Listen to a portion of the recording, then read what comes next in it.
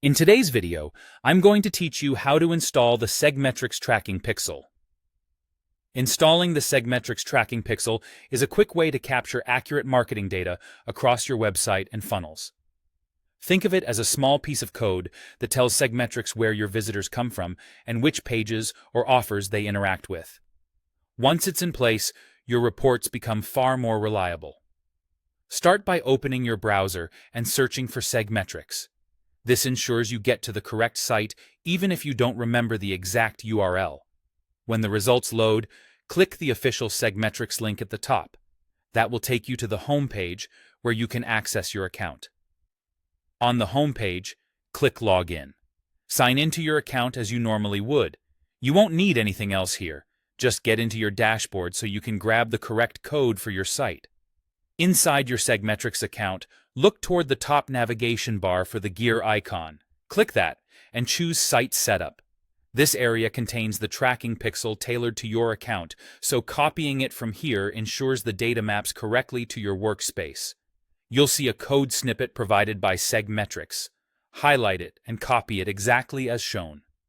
Don't modify it, just copy it to your clipboard. Keeping it unchanged ensures it runs properly when you paste it on your site. Now, open your website in a new tab. Head to the place where you manage site-wide code. Most platforms have a global header, site-wide scripts, or custom code section. Your goal is to add the snippet in a location that loads on every page. Placing it in the site header is typically best, and just before the closing head tag is a common recommendation. If you manage multiple templates or page layouts, add it to the master template so it propagates everywhere. Paste the code onto every page of your website. If your platform supports a global injection area, use that so you don't have to paste it page by page.